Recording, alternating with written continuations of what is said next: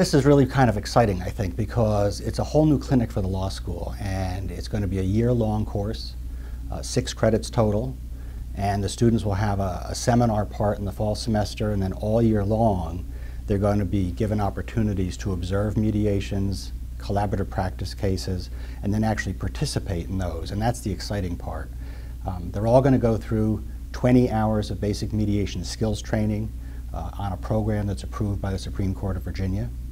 And in addition to that, they'll have their classroom discussions and reading materials and weekly supervision, so they'll have a lot of feedback on what they're learning. Well, the focus of the clinic will be primarily on family issues, so custody, divorce, visitation and support, possibly some equitable distribution, although that would be primarily in the collaborative divorce area as opposed to mediation.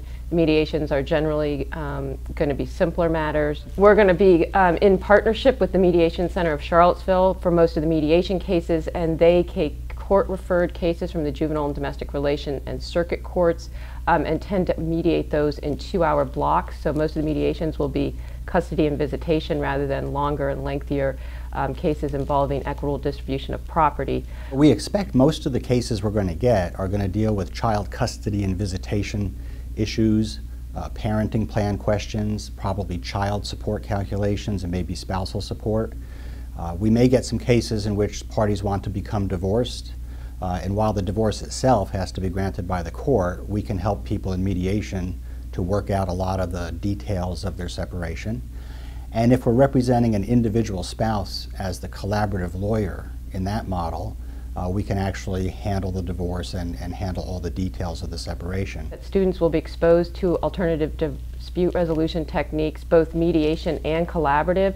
So for students who are interested in pursuing a career in family law, they've seen the two most important types. For students who are not planning to go on to family law, they've learned the skills. They've also seen how one type of alternative dispute resolution may be better than another in one type of case or with one type of client. For example, a client who has issues of fearing a spouse or just feels like they can't express themselves may do better with the advice and counsel of their own lawyer in a collaborative situation rather than a neutral third-party mediator.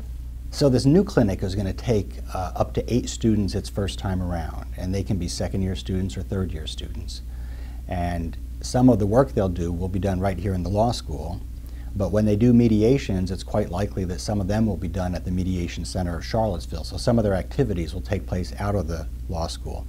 We also are going to ask our students to go down to the courthouse and watch some of the contested custody and visitation and support cases, because we want them to be able to contrast, by the end of the year, we want them to be able to contrast the litigation process and how it affects families, and then the collaborative law process and how that helps families, and then the mediation process as neutrals and how that responds to the needs of families. So I think they're going to get a really interesting look at 3 different ways to resolve family disputes.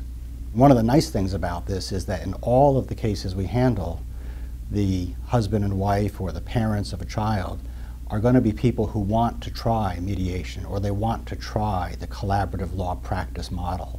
So we're going to have people who really want to have an amicable dissolution of the relationship, and that's going to be really satisfying for our students to work on, to help people through that difficult time.